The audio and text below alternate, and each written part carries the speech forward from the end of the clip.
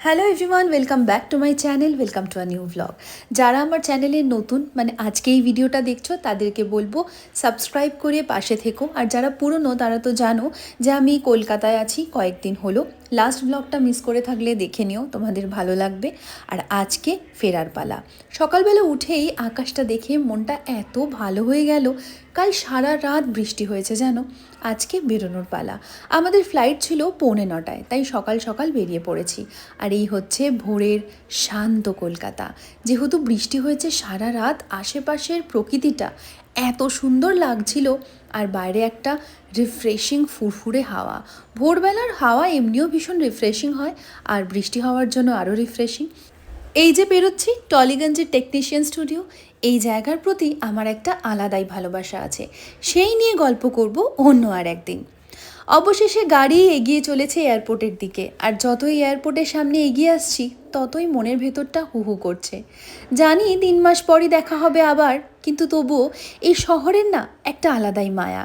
যখন থাকি তখন হাজারটা কমপ্লেন, কিন্তু যখন ছেড়ে যাই তখন যেন এই শহর 2 হাত দিয়ে আঁকড়ে ধরে। জানি না কি এই মায়ার টান। ওই যে লোকে বলে না শেকড়ের টান, হয়তো তাই হবে। যখন এই ভিডিওটা এডিট করে ভয়েস ওভার দিচ্ছি ততক্ষণে আমি হায়দ্রাবাদে পৌঁছে গেছি, তাই আরও বেশি ইমোশনাল লাগছে। সৌরভ তো প্রায় ঘুমিয়ে পড়েছে, আমারও চোখে প্রচুর ঘুম। কিন্তু ওই যে শেষবারের মতো চোখ ভরে দেখতে ইচ্ছে করছে এই শহরটাকে, তাই ঘুম ঘুম চোখেও এই শহরের দিকে তাকিয়ে আছি। আর তার সাথে রয়েছে এই ভ্লগিংয়ের নেশা। প্রতিটা মুহূর্তকে নিজেদের জন্য ক্যামেরাবন্দি করতে ইচ্ছে করে।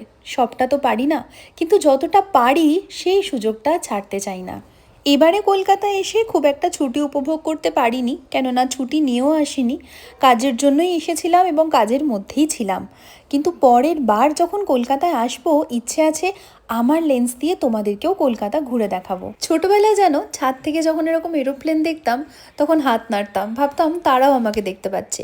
আর প্রথমবার যখন ফ্লাইটে বসেছিলাম কী যে ইমোশনাল হয়ে গেছিলাম। গল্প করতে করতে পৌঁছে গেছি এয়ারপোর্টে। আর সেখানে পৌঁছে যাবতীয় কাজকর্ম সব ডান। বোর্ডিং পাস কালেক্ট করার পর অনেকটা সময় ছিল হাতে, তাই একটা বইয়ের দোকান ছিল, সেখানেই ঢুকে সৌরভ এই বইটা কিনলো এবং সেটাই পড়ছিল। আর আমি করছিলাম এডিটিং। অবশেষে দুগ্গা দুগ্গা করে উঠে পড়লাম ফ্লাইটে। রিসেন্টলি যে ঘটনা ঘটেছে তারপরে ফ্লাইটে ওঠার পর বুকটা কেমন যেন ধুকপুক করে, কিন্তু সে সমস্ত কিছু ইগনোর করে আমি এনজয় করছিলাম এই বাইরের প্রকৃতি। এতবার ফ্লাইটে যাতায়াত করেছি, কিন্তু বিশ্বাস করো আমি কোনোদিনও বোর হই না এই দৃশ্যটা দেখতে।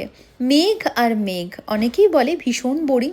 হয়তো যাদের অনেকক্ষণের ফ্লাইট তাদের কাছে সত্যিই বোরিং, কিন্তু এই 2 ঘন্টা সময় আমার নিমেষে কেটে যায় মেঘ দেখতে দেখতে। আর এখন পৌঁছে গেছি হায়দ্রাবাদ এয়ারপোর্ট।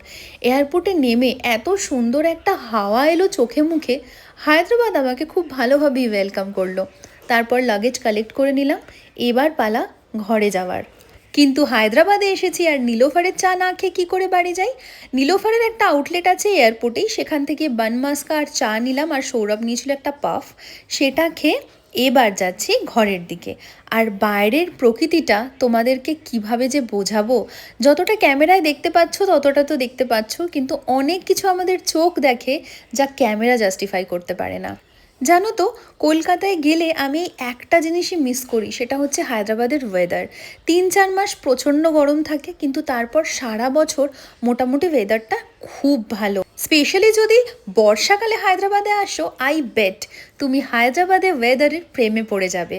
ঘরে ঢুকে গেছি। ঘরের অবস্থা খুব একটা খারাপ এবারে নয়, যতটা পেরেছিলাম চাপাচুপি দিয়ে গেছিলাম।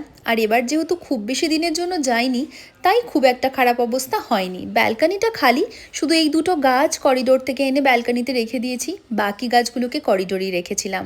পরের দিন পরিষ্কার করে এই যে সাজিয়ে নিয়েছি আমার ব্যালকানি। এটা তোমরা নেক্সট ব্লগে দেখতে পাবে।